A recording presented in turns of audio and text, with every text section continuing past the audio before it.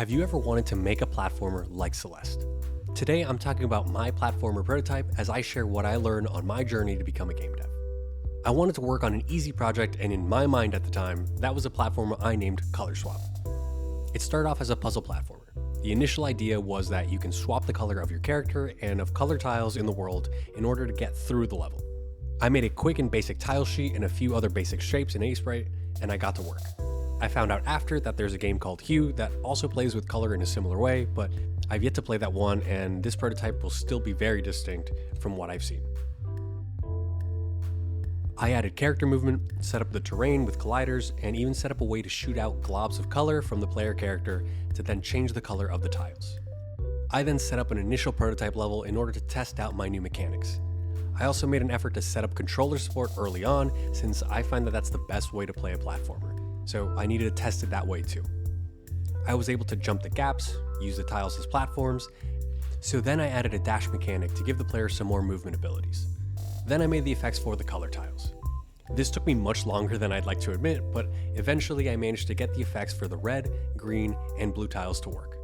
Blue tiles no longer collide, meaning that you can just move right through them. Green tiles make you bounce off them, and red tiles speed you up if they're on the ground below you, but they let you stick to them if they are walls. I also made some crude UI for 3 basic bars colored red, green, and blue. This would act as your ammunition or charge for changing the color tiles as you spit out that projectile. It didn't stop there, as I decided to make a bigger prototype level.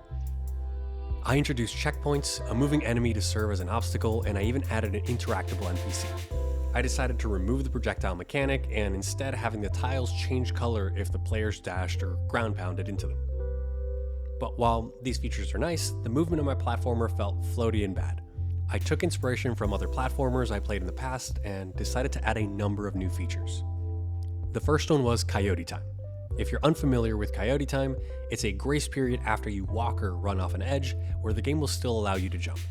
This makes it so that the player doesn't have to have frame-perfect responses, and the movement is more forgiving. Another forgiving mechanic was the addition of a jump buffer. This applies to when the player presses the jump button right before touching the ground. If the jump button is pressed, a timer starts, and if the player touches the ground before the time is up, the player jumps immediately upon touching the ground. Improving the dash mechanic came next, as currently it seemed like a diagonal dash was slightly further than one along the X or purely Y direction. I looked at Celeste, where the dash works in 8 directions: up, down, left, right, and another 4 directions that are the diagonals between the directions I just listed. So I set up a system that calculates what your dash direction would be depending on player input. I did give some tolerance so that if you wanted to dash straight up, for example, you could have a small amount of skew in either the negative or positive x-axes. And all this was easier to implement after I added controller support at the very beginning.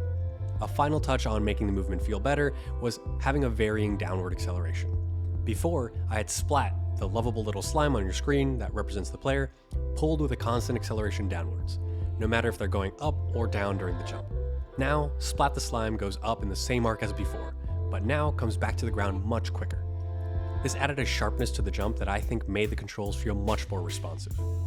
As I developed the prototype, the story behind the game began to be developed more and more, both in my head and written down in my many design documents. One key aspect that I thought would be great for this game's future would be dialogue with NPCs. So I needed a way to write, edit, and check dialogue on the fly. I ended up making a debugging tool with a keybind that allowed me to do exactly that. And while not being the best or most polished tool, I feel really proud of it, since I was able to create a solution for a problem I found on my own. After all that work, I had what I thought was a pretty good prototype. I shared my progress with my friends, and one in particular was really interested in my game. So much so that they started to send me concept art thousands of times better than any of the low quality art I was making. They were dynamic, colorful, and full of life and personality. And this really made me rethink all the work I had done already. I think the movement felt decent, but I don't think the color tiles, these static monocolor blocks, were right for the game or in line with the new concept art. So instead, I revamped the color swapping system as well as the movement. I kept the features such as dash, coyote time, jump buffer, improved downward acceleration intact. But now, instead of there being color tiles, the color you swap to as the player is a global change in movement, meaning blue represented becoming like water and fitting into small cracks and crevices that could lead to new paths or serve as a shortcut. Green was still a bounce mechanic, but this time much more freeing since every surface could be used to bounce off of.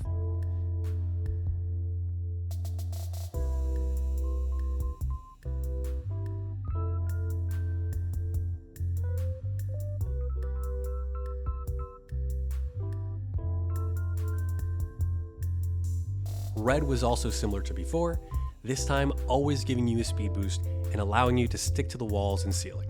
And if you're stuck to a wall, you'd begin slowly sliding down if you remained in place.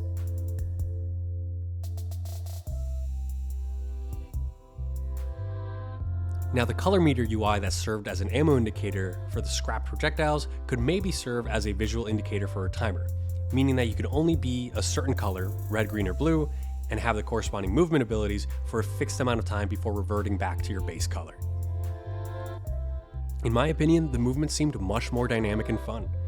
I even think that throughout the process, the genre of the game had shifted slightly.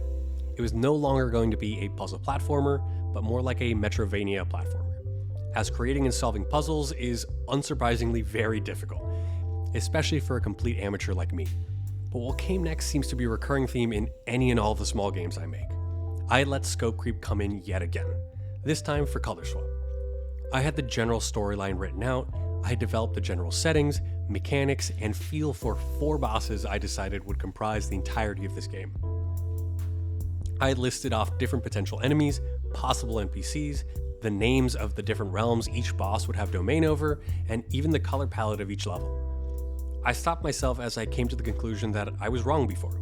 You see, I thought my first game was going to be a platformer since I used to think they were simple and easy to make. But now I know after all that work that it was not possible for me to put the time and effort I would want into making a game like Color Swap, at least for now. And platformers are not easy. So as I keep improving and learning more and more, this game will stay a prototype. So that's a wrap for Color Swap. At this point in my game dev journey, I've learned so much, and I really thought I was ready to take on making my first game. But there's a little more work to do and more perspective to gain. But I'm one step closer to one day making and releasing a video game. If you like my prototype and the content I make, please consider subscribing and checking out my other videos in this series. If you've ever thought of making a platformer or loved playing one, let me know in the comments. I hope you have a good day and keep working on what makes you happy. Take it easy.